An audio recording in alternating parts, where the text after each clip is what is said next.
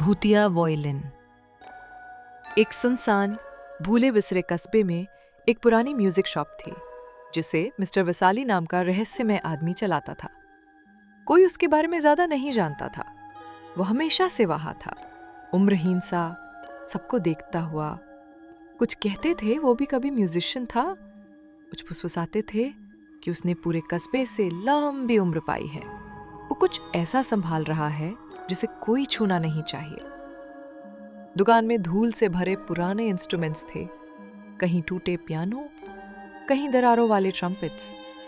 लेकिन सबसे पीछे एक चीज थी जो अजीब सी खामोशी में रखी थी, एक आबनूस का वायलिन, कांच के केस में बंद।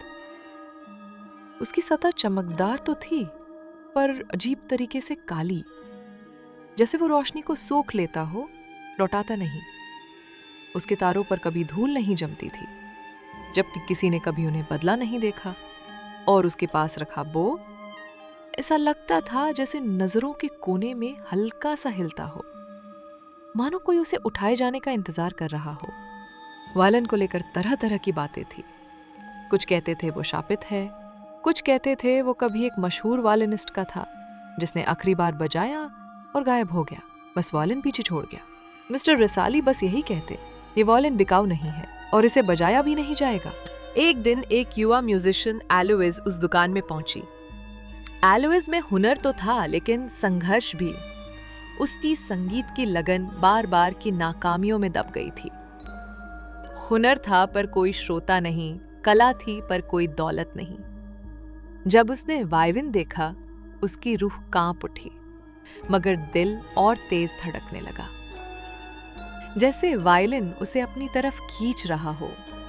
एक अजीब गर्माहट, जैसे वो बस उसी से कुछ कह रहा हो। ऐसी धुनें फुसफुसाता जो सिर्फ उसी को सुनाई देती। इसे बजाया क्यों नहीं जा सकता? उसने पूछा। मिस्टर वसाली ने उसे देर तक देखा, फिर बोले, क्योंकि ये जितना देता है उतना ही छीनता भी है। जो इसे बजाते हैं वो हमेशा इसकी कीमत चुकाते हैं।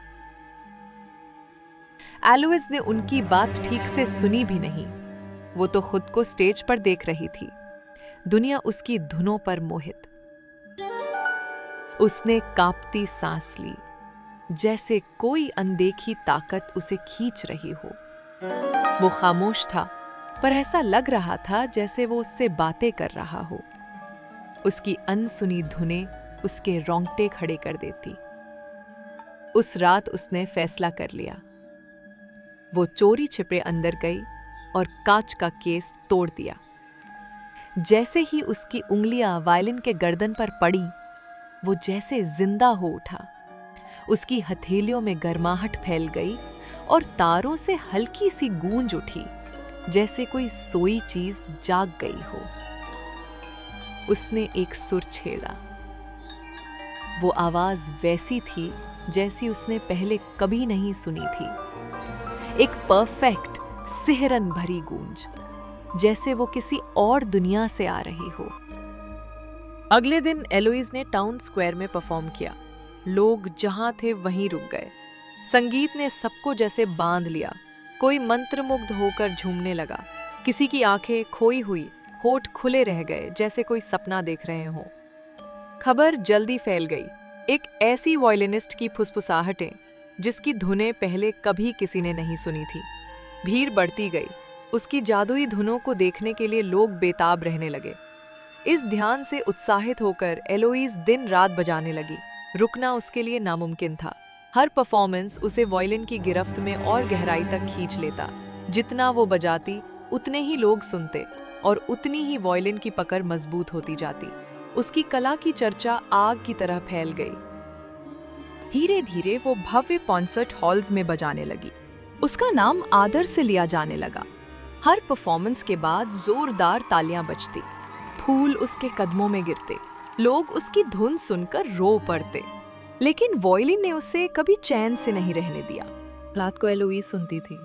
अंधेरे में एक फुसफुसाहट गूंजती थी, बजाओ, तुम्हें बजाना होगा, सबसे आगे बनो। और एलोइज मान गई। उसे सबसे आगे होना था। वायलिन उसे बुलाता और वो बजाती। हर बार जब वो बजाती, उसे लगता जैसे उसकी ताकत खींची जा रही हो, जैसे वायलिन उसकी रूह से सब सोख रहा हो। वो सिर्फ एक वाद्य नहीं था, वो एक ताकत थी जिसे नजरअंदाज नहीं किया जा सकता था। लेकिन एलोइस रुकना नहीं चाहती थी। तालियां, पैसा, ऐशो आराम कुछ भी काफी नहीं था। उसे और चाहिए था।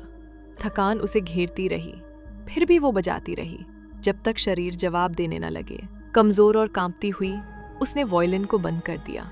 लेकिन वायलिन बंद कहाँ रहता, वो फिर उसके पास आ जाता, तैरता हुआ, ताकत लेता हुआ।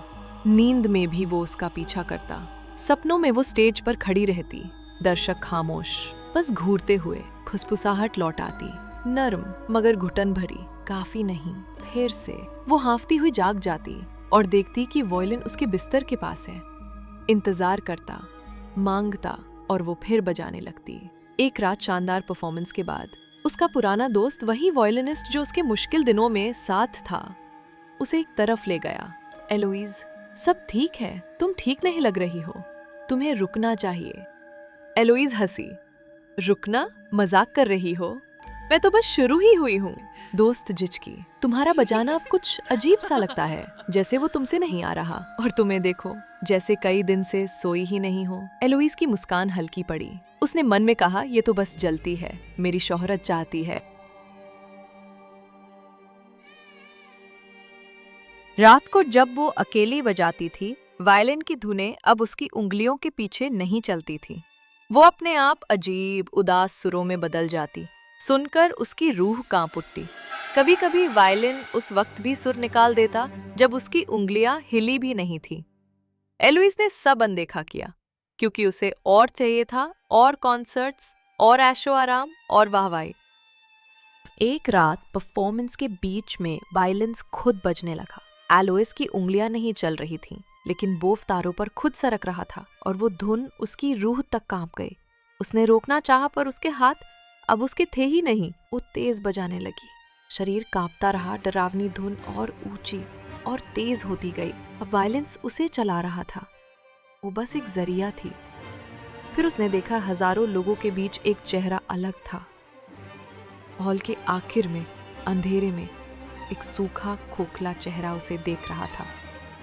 वो खुद थी, एक कंकाल जैसी, वायलिन्स पकड़े, खाली आंखों से हंसती हुई।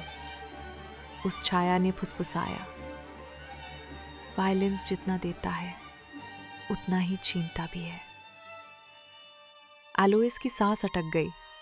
वसाली की वो चेतावनी याद आ गई जिसे उसने नजरअंदाज किया था। महत्वाकांक्षा के नीचे उसने सब दबा दिया था। वो उसके हाथों में कांप गया। सांस रुक गई। सालों बाद पहली बार संगीत रुक गया। हॉल में सन्नाटा छा गया।